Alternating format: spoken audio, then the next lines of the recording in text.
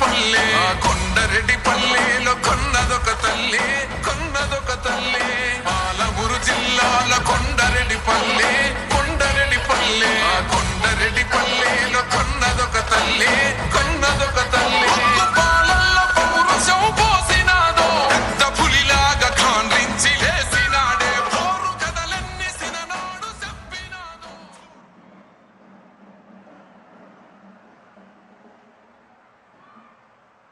తెలంగాణ రాష్ట్ర ప్రభుత్వం తరఫున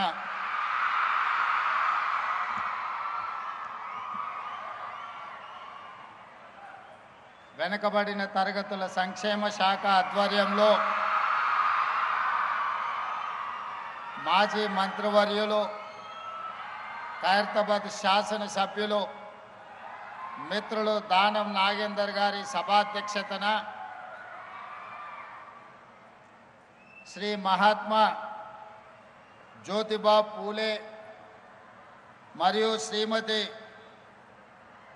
సావిత్రిబాయి పూలే దంపతుల యొక్క విగ్రహావిష్కరణ కార్యక్రమానికి నాతో పాటు ఉప ముఖ్యమంత్రి వర్యులు మిత్రులు పట్టి విక్రమార్క గారిని, పిసిసి అధ్యక్షులు మిత్రులు శాసనమండలి సభ్యులు మహేష్ కుమార్ గౌడ్ గారిని,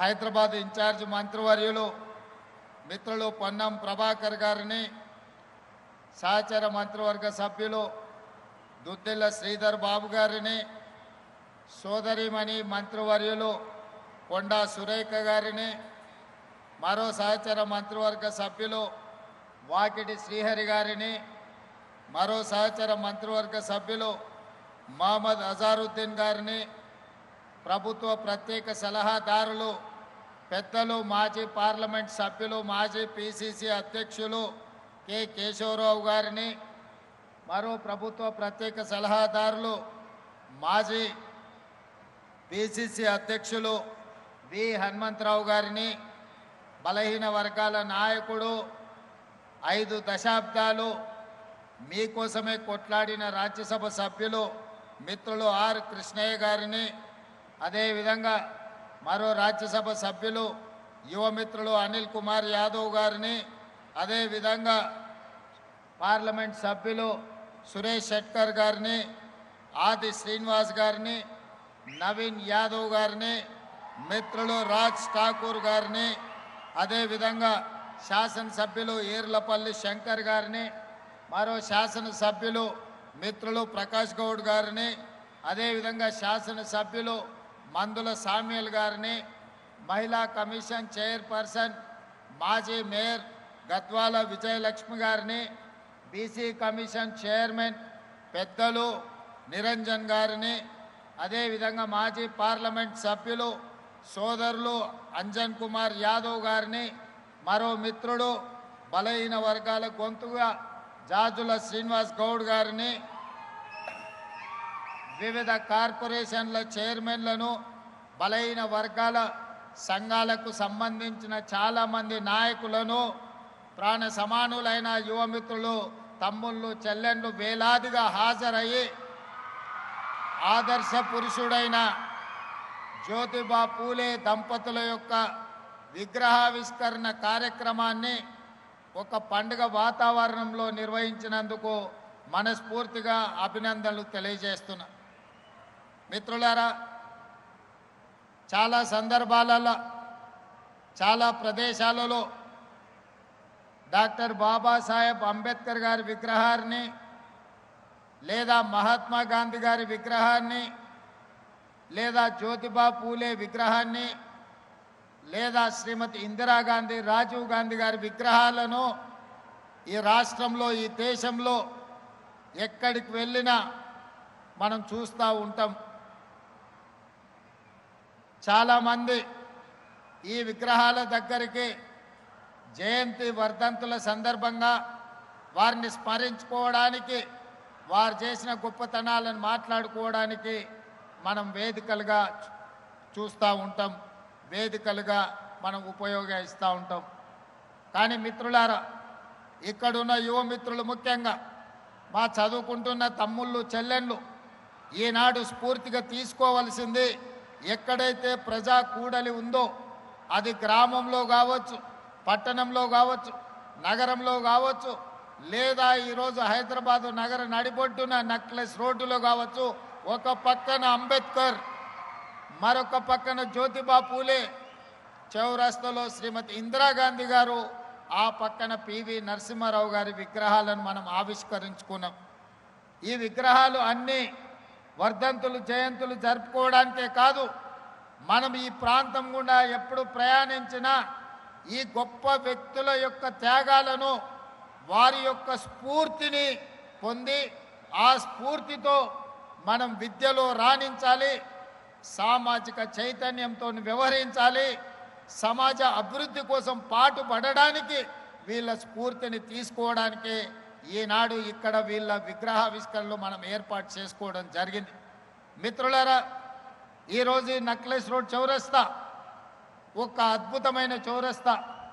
ఇక్కడికి వస్తే కష్టాలలో ఉన్న, సమస్యలలో ఉన్న ఈ చౌరస్తాలో నిలబడితే నిలువెత్తు విగ్రహం డాక్టర్ బాబాసాహెబ్ అంబేద్కర్, అట్టడుగు వర్గాల నుంచి, సమాజ నిర్లక్ష్యాన్ని నుంచి ఈరోజు ఆకాశమంత ఎత్తుకెదిగిన డాక్టర్ బాబాసాహెబ్ అంబేద్కర్ ఈరోజు రాజ్యాంగాన్ని ఇవ్వడమే కాదు, ఓటు హక్కునివ్వడం ద్వారా ఓటునే ఆయుధంగా పాలకులను ఎన్నుకోవడానికి, క్రమశిక్షణ తప్పిన పాలకులను శిక్షించడానికి ఈనాడు ఓటు హక్కు అందించిన గొప్ప ప్రదాత డాక్టర్ బాబాసాహెబ్ అంబేద్కర్ గారు ఇక్కడ ఆవిష్కరించబడ్డారు.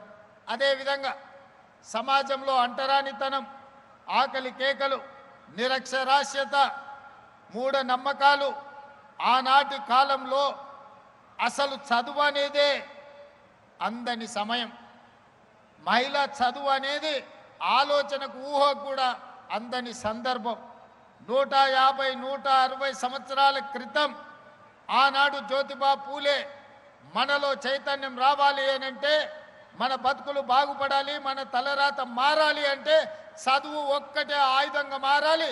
చదువుకున్న వాడు ఆదర్శ పురుషుడిగా రాణిస్తాడు, ఆదర్శ మహిళగా రాణిస్తారని గుర్తించి 150, 160 సంవత్సరాల క్రితం తను చదువుకోవడమే కాదు, తన సతీమణిని కూడా చదివించడం ద్వారా మహిళకు చదువు ఎంత ముఖ్యమో జ్యోతిబా పూలే మనకు ఒక ఆదర్శప్రాయుడుగా నిలబడ్డాడు.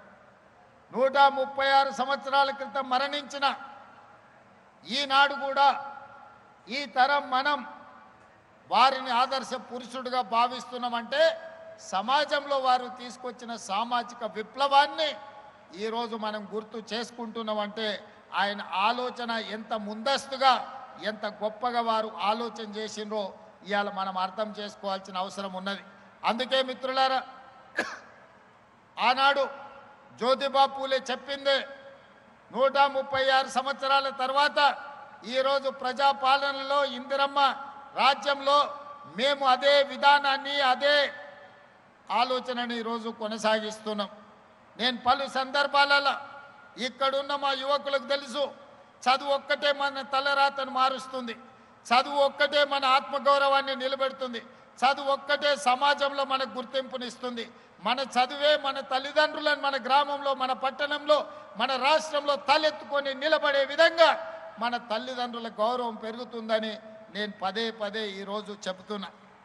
ఈనాడు మన ప్రభుత్వం వచ్చిన తర్వాతనే వివక్షకు లోనైన సమాజంలో విభజన కావించబడ్డ కులాల విభజనను ఈరోజు కులాల నిర్మూలన చెయ్యాలి అనంటే, సామాజిక చైతన్యం తీసుకురావాలి అనంటే బీసీ కులాలు వేరు, ఎస్సీ కులాలు వేరు, ఎస్టీ కులాలు వేరు, మైనారిటీ కులాలు వేరువేరుగా రెసిడెన్షియల్ స్కూళ్ళల్లో చదువుకోవడం కాదు, అందరు కలిసి కట్టుగా ఉన్నత వర్గాలతో సహా ఒకే దగ్గర చదువుకోవడం ద్వారా, ఒకే దగ్గర కూర్చొని తినడం ద్వారా, కలిసి జీవించడం ద్వారా కుల వ్యవస్థను నిర్మూలించవచ్చని ఈరోజు యంగ్ ఇండియా రెసిడెన్షియల్ స్కూల్స్ని ఒక విప్లవాత్మకమైన మార్పుని ఈరోజు తెలంగాణ రాష్ట్ర ప్రభుత్వం తీసుకొచ్చింది. ఇదే కాదు, ఈరోజు చదువు ఒక్కటే మన జీవితాలలో వెలుగు నింపుతుందని నర్సరీ నుంచి 12th క్లాస్ వరకు ఈరోజు సమూలంగా విద్యా వ్యవస్థను ప్రక్షాళన చేసి నర్సరీ నుంచి బ్రేక్ఫాస్ట్, లంచ్, ఈవినింగ్ స్నాక్స్తో సహా కాస్మెటిక్ ఛార్జెస్, డైట్ ఛార్జెస్ పెంచడమే కాకుండా నాణ్యమైన విద్యను ఈరోజు ప్రభుత్వ పాఠశాలల్లో, కళాశాలల్లో ఇవాళ అందించాలని ఈరోజు మనం ప్రయత్నం చేస్తున్నాం. పెద్దలు ఆర్ కృష్ణయ్య గారు చెప్పారు ఫీజు రియంబర్స్మెంట్ గురించి. గతంలో జరిగిన అవకతవకలను వదిలేస్తే ఈ విద్యా సంవత్సరం నుంచి అడ్వాన్స్గా బ్యాంకు ఖాతాలో డబ్బులు రెడీగా పెడుతున్నాం. ప్రతి సంవత్సరం 2400 కోట్ల రూపాయల ఫీజు రియంబర్స్మెంట్ అడగకుండానే మీ ఖాతాలలో వేసి ఎవరి దగ్గర మీరు చెయ్యి సాల్సిన అవసరం లేదు. పారదర్శకంగా ప్రక్షాళనతో ఈరోజు మీ ఫీజు రియంబర్స్మెంట్ను అమలు చేయడానికి ఈ ప్రభుత్వం నిర్ణయం తీసుకున్నది. ప్రతి సంవత్సరం ఆర్ కృష్ణయ్య గారికి, మా జాజుల శ్రీనివాస్ గారికి విజ్ఞప్తి చేస్తున్నా, ప్రతి సంవత్సరం 2300 కోట్ల రూపాయల ఫీజు రియంబర్స్మెంట్ అడ్వాన్స్గా బ్యాంకు ఖాతాలో పెట్టి విద్యార్థుల ఖాతాలోకి నగదులు బదిలీ చేసే విధంగా ఈరోజు సమూలమైన ప్రక్షాళన తీసుకొచ్చి బ్యాంకులో మా పట్టి గారు ఈ అకాడమిక్ ఇయర్కు సంబంధించిన 250 కోట్లు అడ్వాన్స్గా ఈరోజు ఖాతాలో పెట్టిండు. పిల్లలు కాలేజీల అడ్మిషన్లు వచ్చినెంబడే మీరు ఆన్లైన్లో అప్లై చేసుకోండి. విత్ ఇన్ ఏ మంత్ మీ ఖాతాలో మీ ఫీజు పడుతుంది. ఎవరు కలత చెందాల్సిన, ఎవరు చింతించాల్సిన అవసరం లేదు. ఎవరి దగ్గరికి మీరు వెళ్ళాల్సిన అవసరం లేదు. ఇక భవిష్యత్తులో ఏ కాలేజ్ కూడా మీరు ఫీజులు కట్టలేదని మీ సర్టిఫికెట్లు ఇవ్వమనే అవకాశం ఏ యాజమాన్యానికి ఇవ్వము. ఈ సంవత్సరం నుంచి ప్రతి రూపాయి అడగకంటే ముందే మీ ఖాతాలో వేస్తాం. మీ ఫీజు రియంబర్స్మెంట్ను సంపూర్ణంగా అందిస్తామని చెప్పి తెలంగాణ రాష్ట్ర ముఖ్యమంత్రిగా మీకు విజ్ఞప్తి చేస్తున్నా. మిత్రులారా, నా సూచన ఒక్కటే, నా యువ మిత్రులతో నా ఆలోచన పంచుకునేది ఒక్కటే. ఒకప్పుడు ఇంజనీరింగ్ సర్టిఫికెట్ ఉంటే ఉద్యోగం వచ్చేది. ఒకప్పుడు డాక్టర్ సర్టిఫికెట్ ఉంటే మిమ్మల్ని పిలిచి పిల్లనిచ్చేటోళ్ళు, పిలిచి ఉద్యోగం ఇచ్చేటోళ్ళు. కానీ ఇవాళ డాక్టర్, ఇంజనీరింగ్ సర్టిఫికెట్ ఉంటే సరిపోవడం లేదు. మీ చదువులో నాణ్యం ఉందా, మీరు బాగా చదువుకున్నారా, మీరు ర్యాంక్ స్టూడెంట్సా కాదా, మీకు స్కిల్ ఉన్నదా లేదా అని ఈరోజు ప్రశ్నించే పరిస్థితి వచ్చింది. అందుకే నేను స్పష్టంగా చెప్పిన, నర్సరీ నుంచి 12th వరకు ఎడ్యుకేషన్, 12th పైన స్కిల్ నేర్పాలి అని. సాంకేతిక నైపుణ్యం ఉన్న వాళ్ళకి ఈ ప్రపంచం ఎర్ర తివాచితో స్వాగతం పలుకుతుంది. కేవలం సర్టిఫికెటే ఉంటే ఉద్యోగం వస్తుందో రాదో నేను చెప్పలేను. అందుకే మీరు భాషా పరిజ్ఞానమైన, విద్యకు సంబంధించిన అవగాహన అయినా నర్సరీ నుంచి 12th క్లాస్ వరకు మీరు విద్య నేర్చుకోండి. 12th తర్వాత ఏటీసీలు కావచ్చు, ఐటీఐలు కావచ్చు, పాలిటెక్నిక్ కావచ్చు, స్కిల్ యూనివర్సిటీ కావచ్చు, ఇతర సాంకేతిక నైపుణ్యం, ముఖ్యంగా మా ఆడపిల్లలు ఇక్కడ ఉన్నారు, మీరు నర్సింగ్ చదువుకున్నారంటే 2 లక్షల రూపాయలతోని జర్మనీ, జపాన్, సౌత్ కొరియా లాంటి దేశాలలో మీకు ఉద్యోగాలు ఎదురు చూస్తున్నాయి.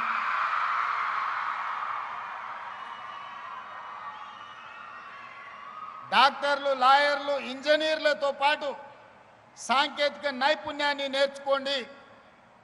ఐఏఎస్లు, ఐపీఎస్లతో పాటు సాంకేతిక నైపుణ్యం నేర్చుకోండి.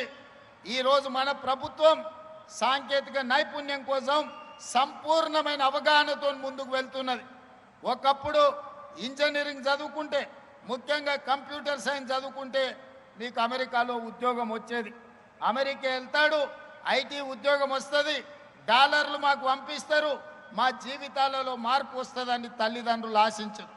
కానీ ఇవాళ ఆనాడు ఉద్యోగాలు వచ్చిన ఐటీ నిపుణులు కూడా ఉద్యోగాలు పోయి ఈరోజు వెనక్కి మళ్ళీ ఇంటికి వచ్చే పరిస్థితి వచ్చింది. ప్రధానంగా సాంకేతిక విప్లవం వచ్చింది. ఆర్టిఫిషియల్ ఇంటెలిజెన్స్ వల్ల ఇంజనీరింగ్ గ్రాడ్యుయేట్ ఐటీ నిపుణుల ఉద్యోగాలు కూడా పోయే పరిస్థితి వచ్చింది. మరి ఏ విధంగా ఈ సంక్షోభాన్ని ఎదుర్కోవాలో ఈరోజు మనం ఆలోచన చేయాల్సిన అవసరం ఉన్నది. అందుకే ప్రభుత్వం ముందస్తు ఆలోచన చేసి 2024లోనే టాటా సంస్థతో మాట్లాడి ఈరోజు అడ్వాన్స్ టెక్నాలజీ సెంటర్లను 119 నియోజకవర్గాల్లో 119 ఇన్స్టిట్యూట్స్ని ఈరోజు ప్రారంభించింది. ఏటీసీలో చేరితే ప్రతి స్టూడెంట్కు 2000 రూపాయలు స్టైఫండ్ ఇవ్వడం ద్వారా మీ తొవ్వ ఖర్చులకు, మీ చేతి ఖర్చులకు మీ తల్లిదండ్రుల మీద ఆధారపడకుండా బట్టి విక్రమార్క గారే ఈరోజు మీకు నగదు ఇస్తున్నాడు. ఉచితంగా చదువు చెప్పడమే కాదు, సాంకేతిక నైపుణ్యం నేర్పడమే కాదు, జర్మన్ జపానీస్ లాంగ్వేజ్ నేర్పించడమే కాదు, ఇంగ్లీష్తో పాటు ఈరోజు విద్యతో పాటు సాంకేతిక నైపుణ్యాన్ని నేర్పిస్తున్నాం. అందుకే డాక్టర్లు, లాయర్లు, ఇంజనీర్లతో పాటు సాంకేతిక నైపుణ్యం నేర్చుకోవడానికి ఈరోజు మీరు సంసిద్ధులు కండి. ఒకప్పుడు చదువులు పోటీ తక్కువ ఉన్నప్పుడు సర్టిఫికెట్ ఉంటే ఉద్యోగం వచ్చేది. ఇవాళ పరిస్థితి లేదు. మొన్న మేము గ్రూప్ 1 ఉద్యోగాలు 562 మందిని నియమిస్తే 60% బలైన వర్గాలకు ఉద్యోగాలు వచ్చినాయి. ఉన్న రిజర్వేషన్ 42% మేము ఇస్తామంటే 60% గ్రూప్ 1 ఆఫీసర్లు ఈరోజు బీసీలో పిల్లలు సెలెక్ట్ అయినరు. లక్షలాది మంది కాంపిటేటివ్ ఎగ్జామ్స్ రాసిండ్రు. చదువులో పోటీ పెరిగింది. ఒకప్పుడు నేను చదువుకునేటప్పుడు, పెద్దలు కేశవరావు గారు చదువుకునేటప్పుడు అయితే మనం పుట్టనే లేదు. మా అప్పుడు ఫస్ట్ క్లాస్ వస్తే జిల్లా జిల్లా గుర్తుపట్టేది. అరే ఆ పిల్లగాడు ఫస్ట్ క్లాస్ వచ్చిండా అని. ఏడికి పోయినా అతన్ని పెద్దగా చూసేటోళ్ళు. ఇవాళ ఫస్ట్ క్లాస్ కాదు, 100కి 100 మార్కులు వచ్చేటోళ్ళు 1,00,000 మంది వెళ్తారు. 10థ్లోనో ఇంటర్మీడియట్లోనో. ఈరోజు ఆయన ఫస్ట్ క్లాస్ ఇట్ల మీద లెక్క పెట్టేటోళ్ళు పాస్ అయ్యేటోళ్ళు. సెకండ్ క్లాస్లో కొద్దిమంది. మాలాకొట్టోళ్ళం రిజల్ట్ చూడాలంటే 3rd క్లాస్లో ఫస్ట్ మా హాల్ టికెట్ నెంబర్ ఎత్తుకునేది పాస్ అయినమా లేదా అని. కానీ ఇవాళ 100కి 100, 100కి 99 మార్కులు వచ్చేటోళ్ళే 90% పిల్లలు ఉన్నారు. చదువులు అంత పోటీ పెరిగింది. మరి అంత పోటీ పెరిగినప్పుడు ఉద్యోగాలలో పోటీ పెరగదా? మీ క్లాసులలో మీ మార్కులే చూసుకుంటారు కదా, నేను చెప్పాల్సిన పని లేదు. అసలు ఎవరైనా 35-40 మార్కులతో పాస్ అయ్యేటోళ్ళు ఈ కాలంలో ఎవరైనా ఉండరా? 90 పైనే సీటు రావాలంటే 100%, 99%, 98%లోనే మంచి కాలేజీలలో సీట్లు ఆగిపోతున్నాయి. మా జర్నలిస్టులు కూడా ఇడు వాళ్ళ పిల్లల చదువులు వాళ్ళకి తెలియదా ఎంత పరిస్థితి ఉందో? మరి ఇంత పోటీ ప్రపంచంలో అందరూ 100కి 100% తెచ్చుకోవాలంటే సాధ్యం కాకపోవచ్చు. కొందరు చదువు కంటే కూడా సాంకేతిక నైపుణ్యంలో రాణించే వాళ్ళు ఉంటారు. కొందరు క్రీడల్లో రాణించే వాళ్ళు ఉంటారు. ఆటల్లో మేటి ఉంటారు. మట్టిలో మాణిక్యాలు ఉంటారు. వాళ్ళు క్రీడల వైపు వచ్చినా, అందుకే యంగ్ ఇండియా స్పోర్ట్స్ యూనివర్సిటీ ద్వారా క్రీడలలో రాణించిన కోట్ల రూపాయల నగదు బహుమతే కాదు, ప్రభుత్వ ఉద్యోగాలు ఇస్తామని నిన్నగాక మొన్న గ్రూప్ 1లో నిఖత్ జరీన్ బాక్సింగ్ ఛాంపియన్కు డిఎస్పీ ఉద్యోగం ఇచ్చినాం. సిరాజుద్దీన్ క్రికెట్ ప్లేయర్కు ఉద్యోగం ఇచ్చినాం. ఒలింపిక్స్లో మెడల్ సాధించిన దీప్తి జువాంజీ వరంగల్లో గ్రూప్ 2 ఉద్యోగాలు ఇచ్చినాం. కాబట్టి ఇవాళ యువమిత్రులకు నా సూచన, చదువుతో పాటు సాంకేతిక నైపుణ్యం నేర్చుకోండి. జర్మనీ, జపాన్, సౌత్ కొరియా పంపించే బాధ్యత రాష్ట్ర ప్రభుత్వం మీ రేవంత్ అన్న తీసుకుంటాడు. మిమ్మల్ని ఆ దేశాలకు పంపించి మీ తల్లిదండ్రులు మీ భవిష్యత్తు కోసం ఎంత బాధ్యతాయుతంగా వ్యవహరిస్తారో అంతే బాధ్యతతోని మీ భవిష్యత్తు కోసం నేను ప్రణాళికలు రచిస్తా. మీరు అద్భుతంగా రాణించండి. సాంకేతిక నైపుణ్యంలో జర్మన్, జపాన్, సౌత్ కొరియా లాంటి దేశాలలో మీకు ఉద్యోగాలు ఇప్పించే బాధ్యత నేను తీసుకుంటా. మీరు క్రీడల్లో రాణించండి. రాష్ట్ర స్థాయిలో మెడల్లు సాధించండి. దేశ స్థాయిలో దేశానికి గౌరవాన్ని తీసుకురండి. ఒలింపిక్స్లో మెడల్ తీసుకురండి. ప్రభుత్వ ఉద్యోగాలు ఇచ్చి నగదు నజరానాలు ఇచ్చే బాధ్యత మీరు రేవంత్ అన్న తీసుకుంటాడు. అది నాది జిమ్మేదారి. ఇవాళ చదువుకుంటేనే మన బతుకులు మారుతాయి. చదువుకుంటేనే మన తలరాత మారుతుంది. సాంకేతిక నైపుణ్యం ఉంటేనే ఉద్యోగ ఉపాధి అవకాశాలు వస్తాయి. అవకాశాలు అందిపుచ్చుకోవాలి. అవకాశాల కోసం పోటీ పడాలి. మన ప్రభుత్వం అమలు చేస్తున్న సంక్షేమం కావచ్చు, అభివృద్ధి కావచ్చు, సామాజిక చైతన్యంతో తీసుకుంటున్న విప్లవాత్మకమైన ప్రభుత్వ నిర్ణయాలు కావచ్చు. ఆనాడు 40 సంవత్సరాలు కృష్ణ మాదిగ ఎస్సీ కులాల వర్గీకరణ కోసం కొట్లాడాడు. మాదిగ ఉపకులాల కోసం దేశం మొత్తం పోరాటం చేశారు. 30-40 సంవత్సరాలు ఎవ్వరు అమలు చేయలే. ఈనాడు ధైర్యంగా గుండె మీద చేసుకొని తెలంగాణ రాష్ట్ర ముఖ్యమంత్రిగా దేశంలో మొట్టమొదటి రాష్ట్రంగా మాదిగ ఉపకులాల వర్గీకరణ చేసి ఈరోజు 30-40 మంది గ్రూప్ 1 అధికారులకు నియామక పత్రాలు అందించిన ప్రభుత్వం తెలంగాణ రాష్ట్ర ప్రభుత్వం మాదిగ ఉపకులాల వర్గీకరణ చేయడం ద్వారా సమాజంలో ఉన్న సమస్యను పరిష్కరించడం. కులగణన ఈ దేశంలో గొర్రెలకు లెక్కుంది, బర్రెలకు లెక్కుంది, కోళ్ళకు లెక్కుంది, కుక్క పిల్లలకు లెక్కుంది, చాప పిల్లలకు కూడా లెక్కుంది. కానీ మా బలైన వర్గాలకు లెక్క లేదు. 100 సంవత్సరాల నుంచి ఎవరు లెక్క కట్టాలన్న ఆలోచన చేయలే. ఆలోచన చేసిన ధైర్యం చేయలేదు ఎవరు బలైన వర్గాలను లెక్కించడానికి. 1931లో బ్రిటిష్ రాజులు చేస్తే 100 ఏళ్ళ మళ్ళీ ఎవరు చేయలే. కానీ ఈనాడు మా మిత్రుడు మహేష్ కుమార్ గౌడ్ గారు, మా సోదరుడు బట్టి విక్రమార్క గారు, నేను కలిసి పొన్నం ప్రభాకర్ గారి అధ్యక్షతన ఈ దేశంలోనే మొట్టమొదటి రాష్ట్రం తెలంగాణ రాష్ట్రం జనగణన చేసి బలైన వర్గాల లెక్క తేల్చి మీరు ఎంతమంది ఉన్నారో, మీరు ఎంత భాగస్వామ్యం మీకు ఇవ్వాలో లెక్కలు తేల్చి ఈరోజు కేంద్ర ప్రభుత్వానికి సవాలు విసిరిన ప్రభుత్వం ఈ తెలంగాణ రాష్ట్రంలో ఉంది. మీ రేవంత్ అన్నగా నేను మీకోసం చేసి పెట్టిన ఈరోజు ఫిబ్రవరి 2024 నాడు మొదలుపెట్టి ఫిబ్రవరి 2025 నాటికి సంవత్సరం తిరిగే లోపల లెక్కలు మొత్తం లెక్క పెట్టి ఫిబ్రవరి 4ను సామాజిక సోషల్ జస్టిస్ డేగా ఈరోజు తెలంగాణ రాష్ట్ర ప్రభుత్వం జరుపుకుంటుంది. సోదరులారా, వేదిక మీద ఉన్న మిత్రులందరికీ తెలుసు, జాజుల శ్రీనివాస్ గౌడ్ గారికి చాలా వివరంగా తెలుసు ఎన్ని ఒత్తిళ్ళు వచ్చినాయో, ఏ పరిస్థితుల్లో తప్పు జరగకుండా కోర్టుల ముందు నిరంజన్ గారు ఉన్నారు ఇక్కడే, బీసీ కమిషన్ చైర్పర్సన్, కోర్టులో పిటిషన్లు వేసిన వాళ్ళు, లిటిగేషన్లు పెట్టిన వాళ్ళు, ముందుకు వద్దన్నోళ్ళు, శాపనార్థాలు పెట్టినోళ్ళు, కులగణన జనగణనలో భాగస్వామ్యం చెయ్యనోళ్ళు, మాజీ ముఖ్యమంత్రి మాజీ మంత్రులు చేసిన వాళ్ళు ఈ జనగణ బీసీ కులగణలో పాల్గొనలే. వాళ్ళు లెక్కలకే రాలే. ఎందుకంటే లెక్క పెడితే వాళ్ళు ఎంతమంది ఉన్నారో తెలుస్తుంది, వాళ్ళకి ఎన్ని పదవులు ఇచ్చినారో తెలుస్తుందని లెక్కలోనే వాళ్ళు లైన్లో నిలబడలేదు. అయినా వాళ్ళు అసెంబ్లీలో వ్యతిరేకించిన చట్టపరంగా కమిషన్ నియమించి చట్టపరంగా అన్ని నిబంధనలు అమలు చేసి ఈరోజు దేశంలోనే మొట్టమొదటి రాష్ట్రంగా బలహీన వర్గాల లెక్కలు తేల్చిన రాష్ట్రం తెలంగాణ రాష్ట్రం. మనమే మొదటి రాష్ట్రం, మనమే చివరి రాష్ట్రం. ఇన్ని గొప్పలు చెప్పే ప్రధానమంత్రి గారు గుజరాత్లో కూడా చెయ్యలేదు. ఈరోజు భారతదేశ జనాభా లెక్కలు కట్టాలి అని అంటే కులగణన చెయ్యక తప్పని పరిస్థితి ప్రధానమంత్రికి కల్పించడం. మా హనుమంతరావు గారు ఢిల్లీ స్థాయిలో కొట్లాడుతున్నాడు. ఢిల్లీలో ధర్నా జరిగినప్పుడు కూడా నేను అక్కడికి వెళ్ళినా. వెనకటికి పెద్దోళ్ళు చెప్పారు ఏట్లేసినా లెక్కగట్టి వెయ్యాలని. మరి బలహీన వర్గాలకు సంక్షేమాన్ని అందించాలన్నా, బలహీన వర్గాలకు ఉద్యోగ ఉపాధి అవకాశాలు ఇవ్వాలన్నా వాళ్ళ లెక్క ఉండాలి కదా. ఆ లెక్కను జిమ్మెదారితో మన ప్రభుత్వం చేసింది, మీకోసం చేసింది, మీ భవిష్యత్తు కోసం చేసింది. భవిష్యత్ తరాల యొక్క అభ్యున్నతే మా ఆలోచన. ఇవాళ సామాజిక చైతన్యానికి అవసరమైన ప్రతి నిర్ణయాన్ని ఎస్సీ వర్గీకరణ కావచ్చు, బీసీ కులగణన కావచ్చు, ఈ రకంగా ప్రతి సమస్యను ఒకటొకటిగా పరిష్కరించుకుంటూ పోతున్నాం. మిత్రులారా, ఆనాడు ప్రభుత్వం మీరు చూసి ఉండొచ్చు. ఆనాటి ప్రభుత్వం నినాదం ఏంది?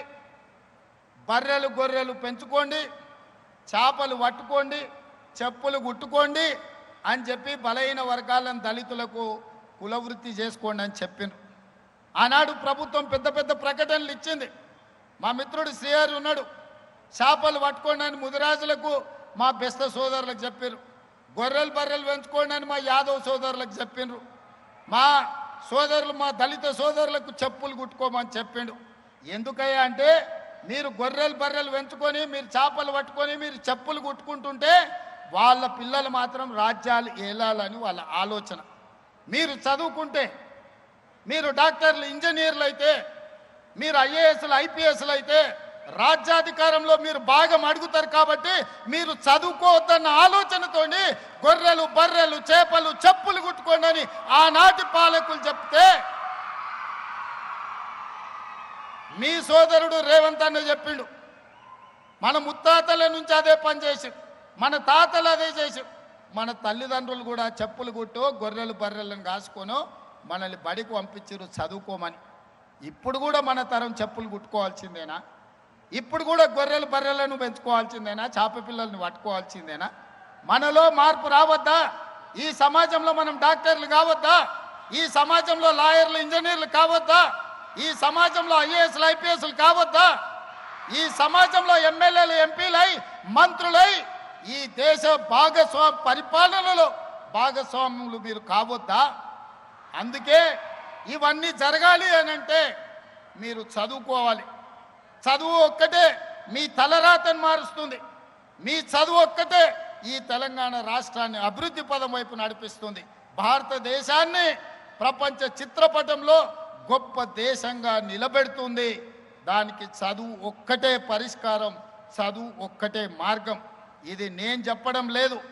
ఈనాడు విగ్రహాలు ఆవిష్కరించుకున్న జ్యోతిబా పూలే ఈరోజు సావిత్రిబాయి పూలే 150 ఏండ్ల కింద చదువు ఒక్కటే మన తలరాతను మారుస్తుందని చెప్పారు. అందుకే ఈడికి వచ్చిన వాళ్ళు జ్యోతిబా పూలేకు దండం పెట్టుకొని వారు ఇచ్చిన స్ఫూర్తిని ఆదర్శంగా తీసుకొని వారి ఆలోచనలకు అనుగుణంగా ఇక్కడున్న మా చెల్లెళ్ళు మా తమ్ముళ్ళు డాక్టర్లు లాయర్లు ఇంజనీర్లు ఐఏఎస్లు ఐపీఎస్లు కావాలి. ప్రజాప్రతినిధులై చట్టసభలకు రావాలి. మీకు అవసరమైన అన్ని వసతులు ఏర్పాటు చేసే బాధ్యత నాది. మీకు నాణ్యమైన విద్యను అందించే బాధ్యత నాది. ఈరోజు విద్య చేరింది గ్రామాలకు, కానీ నాణ్యమైన విద్య లేదు. ఈరోజు ఆహారం అందుబాటులో ఉంది, కానీ పౌష్టిక ఆహారం అందుబాటులో లేదు. అందుకే నాణ్యమైన విద్యను పౌష్టిక ఆహారాన్ని మీకు అందించే బాధ్యత నాది. మీ తల్లిదండ్రులకు మీరు భారం కావాల్సిన పని లేదు. మీ సోదరుడు రేవంత్ అన్న ఇక్కడ ఉన్నాడు. మీ తల్లిదండ్రులకు భారం కాకుండా మీ బంగారు భవిష్యత్తు కోసం అహర్నిశలు రోజుకు 18 గంటలు మీకోసం పనిచేస్తా. నాకు వయసు ఉంది, ఓపిక ఉంది. కేశవరావు గారు లాంటి అనుభవజ్ఞుల సలహాలు నాకున్నాయి. కష్టపడి పనిచేయడానికి మిత్రులుగా పొన్నం ప్రభాకర్, మహేష్ గౌడ్, బట్టి విక్రమార్క గారు సహచరులుగా ఉన్నారు. ఇంత మంచి అవకాశం మళ్ళీ రాదు. ఇలాంటి మీరు కోరుకున్న ప్రభుత్వం ఇప్పట్లో మళ్ళీ రాదు. దీన్ని కొనసాగించండి. మీ ఉజ్వల భవిష్యత్తుకు పనిచేసే అవకాశం మాకు లభించింది. ఈ అవకాశాన్ని ఉపయోగించుకొని మీ బంగారు భవిష్యత్తుకు బాటలు వేసే బాధ్యత ఈ ప్రభుత్వం తీసుకుంటుంది. ఈ కార్యక్రమానికి విచ్చేసిన సోదరిమణులందరూ, ముఖ్యంగా విద్యార్థులందరినీ మనస్ఫూర్తిగా అభినందిస్తున్నా. చదువులో రాణించండి, క్రీడల్లో రాణించండి, పరిపాలనలో రాణించండి. ఒక పారదర్శకమైన ప్రభుత్వాన్ని నడిపించడానికి సహకరించాల్సిందిగా కోరుకుంటూ మీ అందరి దగ్గర సెలవు తీసుకుంటున్న. ధన్యవాదాలు మిత్రులారా.